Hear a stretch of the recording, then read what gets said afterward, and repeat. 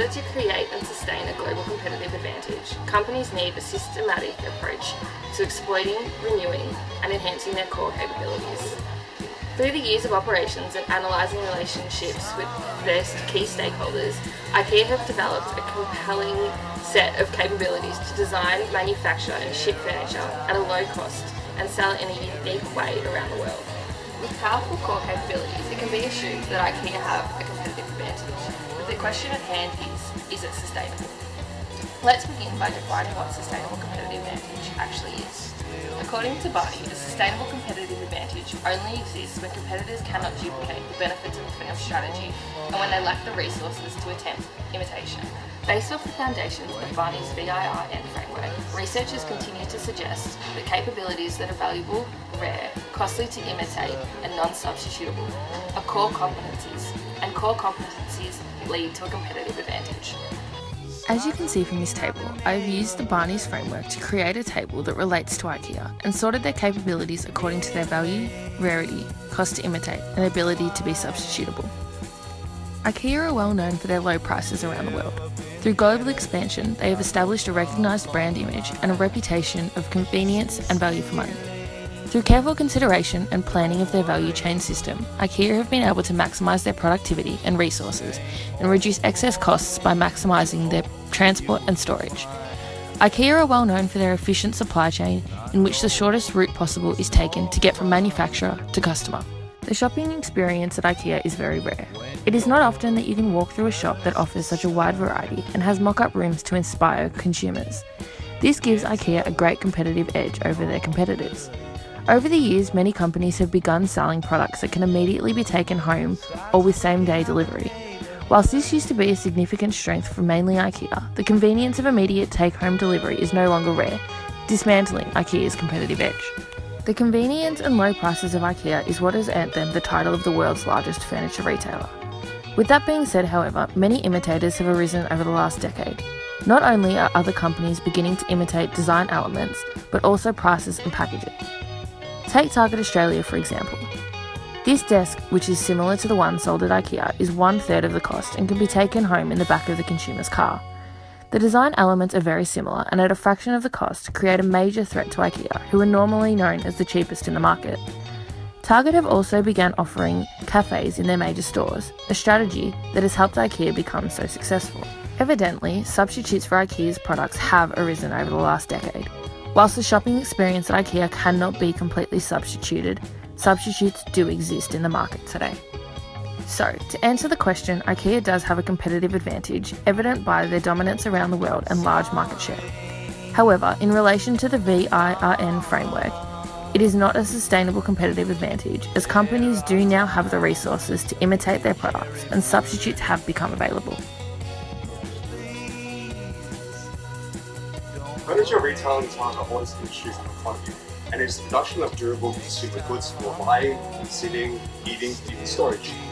So the reason that the industry has had a boom in the past 2 decades is because of migration, which is constantly moving people into new homes, globalization, which is updating people's taste by the day, and lastly, the increase in disposable income from the younger generation. Important things to note about the industry is that the Western countries make up 70% of the global market, Europe accounts for half of the furniture production, and China is the largest exporter at 35.2%. The first force is threat of new entrants. Now, it is not entirely impossible for a company to enter the industry and adopt a similar corporate structure or low-cost strategy as some of the major players. However, there are barriers to entry that are present in the industry. The most important barrier to entry is economies of scale.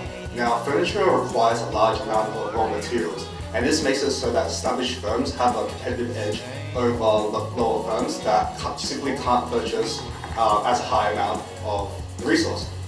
If we're looking at the case of India specifically, there is a growing demand for high quality artisan products, which could pose a threat to the industry if this trend continues to grow as small businesses begin to appear. The next force is power suppliers. The power supplies is low due to the fact that the main resource the furniture and retail industry uses is lumber, which is a natural commodity. There are a large number of sellers and the product is pretty much undifferentiated, and therefore suppliers often have to compete against one another for sales. And the firms in the retail furniture industry won't face many costs for switching suppliers. Furthermore, the lumber industry heavily depends on the furniture industry for its revenue, and therefore they have less bargaining power. The next force is power of buyers. Buyers in the industry do have a degree of power since they make up a large portion of the industry's total output. However, there are a number of switching costs that incur for buyers if they were to change brands. If we're looking at IKEA, it is renowned and largely unrivaled in simplicity and efficiency of both transportation and construction, which may pose psychological, effort and time-based switching costs for consumers who decide to purchase from another brand or industry. The next force is threat of a substitute product. This threat is high due to the fact that the furniture and retail industry is extremely diverse as it covers products ranging from bed frames all the way to tables, and therefore a large number of indirect competitors in different industries appear. For instance, Target is a company in the discount retail industry, but since they sell a lot of very similar products and at similar prices, they become competitors that have substitute products. The last force is intensity of rivalry amongst competitors. The intensity of rivalry is relatively high due to the fact that there are several equally balanced competitors in the industry, such as IKEA, Ashley Furniture, and Williams Sonoma, which all have similar selling points: affordability. There are high storage costs in the industry, which creates pressure for firms in the industry to sell and reduce their inventory. Furthermore, quick changes in the modern consumer's taste causes the value of current products to constantly decrease, and they must cut prices and sell their products before consumers move on to the latest style. So finally, we're going to discuss where in the industry life cycle that the furniture retail industry is actually at. So it's actually in the maturity stage, and what this means for the industry is that major players are very clear, and businesses are now focusing on expense reduction and consolidation. Firms are often establishing economies of scale now, and therefore barriers to entry are becoming higher, and only a handful of firms share a proportion of the market share. However, there aren't really strong enough forces to push the participants out of the industry, which means that it's definitely not declining. Next, we're going to talk about the SWOT analysis of IKEA in a general sense. We're going to be touching on their strengths. One of their main ones would be their significant market share and presence in the industry. They are able to dominate due to their low prices and their presence.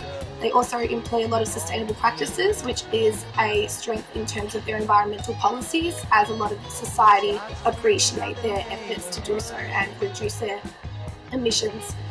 They also have a vast array of products and a lot of different display rooms which show their, as you can see, an example, we're currently in a kitchen, and then next door there's a living room and there's bathrooms and so on and so forth.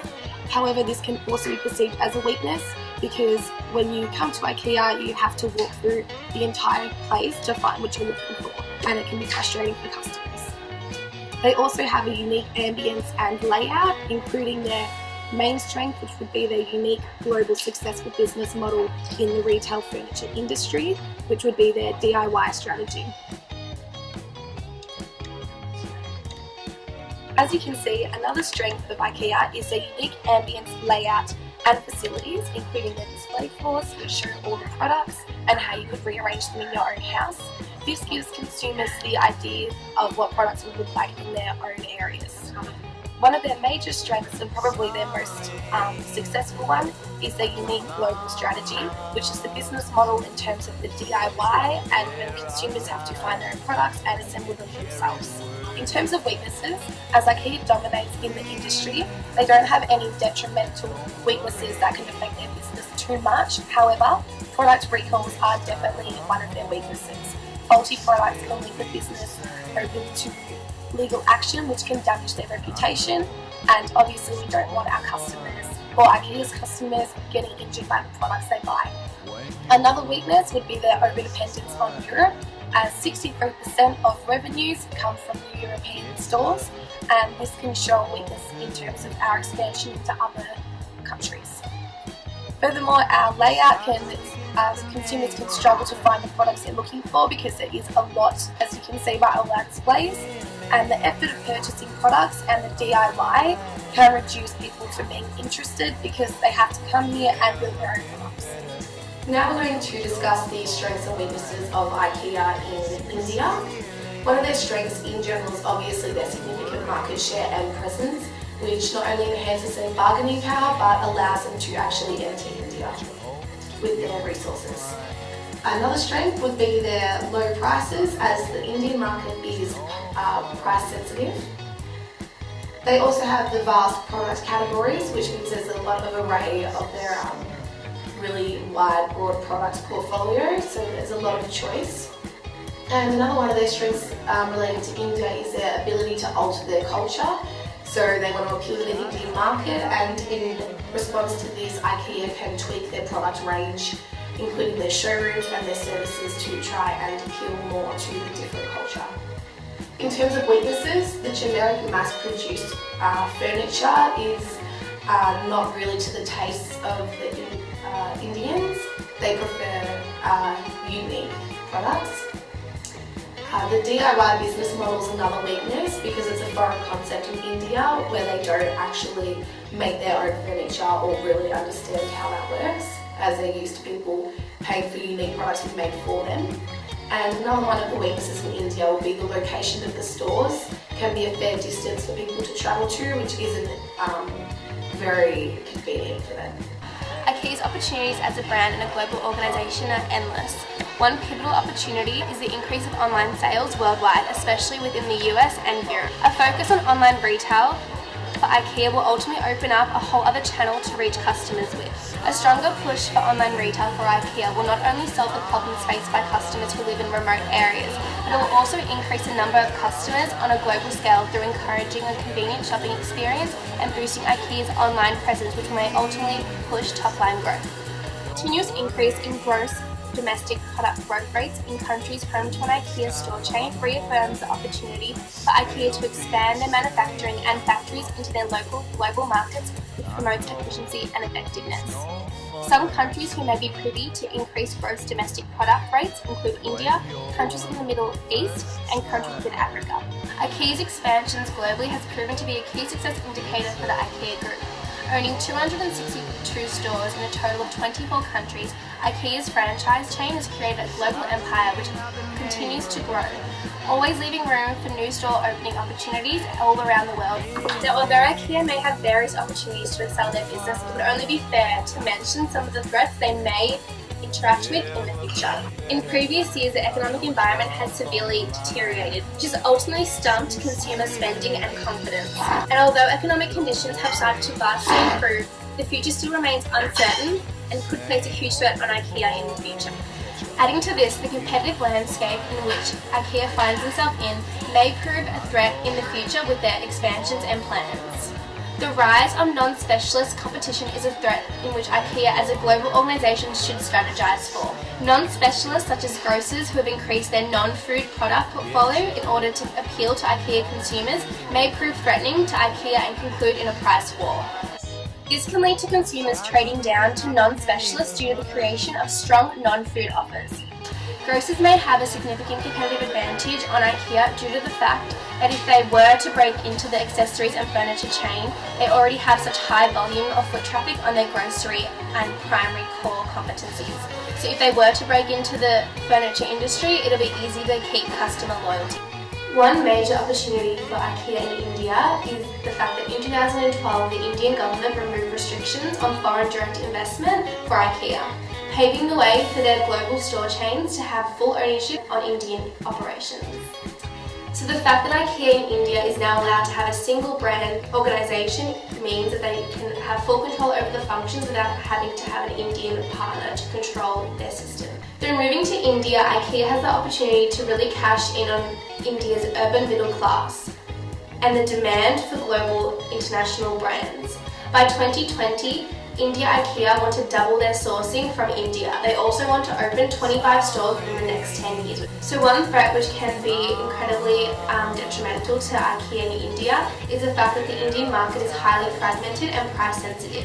This may prove difficult for IKEA to strategize for, especially because Indian middle class families typically prefer to have their furniture custom made by local carpenters and small retailers. In addition to this, the fact that the Indian market is so price competitive, it means that there's a huge threat. Consumers may prefer to go to an external brand rather than IKEA, where they'll have to build the furniture themselves. Why expand to India? Well, firstly, India is the second most populous country in the world, so it has the largest growing market in furniture due to its developing state. Therefore, by expanding to India, IKEA can greatly increase its market size. Lastly, IKEA India will have locational advantages of the low cost of labor and materials in India. Secondly, they will face a first mover advantage because no global manufacturer has thus far managed to successfully penetrate the huge Indian furniture market. IKEA's entry strategy into India can be analysed using the Porter's diamond. First off is the factor conditions. India is a source of cheap, low-skilled labour and other inputs into IKEA's products, thus making it an excellent industry to enter. Secondly, the related and supporting industries in India. There are some problems in distribution, but IKEA is making an effort to overcome this with the help of the Indian government. Their firm strategy, structure and rivalry. The market is fragmented and small, but IKEA has the benefit of having a successful model that it can adapt to the Indian market and the skill to do so over other foreign brands. IKEA has chosen to enter India using a wholly owned subsidiary model. Despite its complex and time-consuming requirements, India has spent at least 3 years understanding the market before beginning Indian negotiations with the Indian government. It has a high cost and a high risk, but the potential for above-average returns is extremely high in the Indian developing market. This also provides IKEA with the maximum control, especially pertaining to its IP rights. India had the same problem with China and imitations.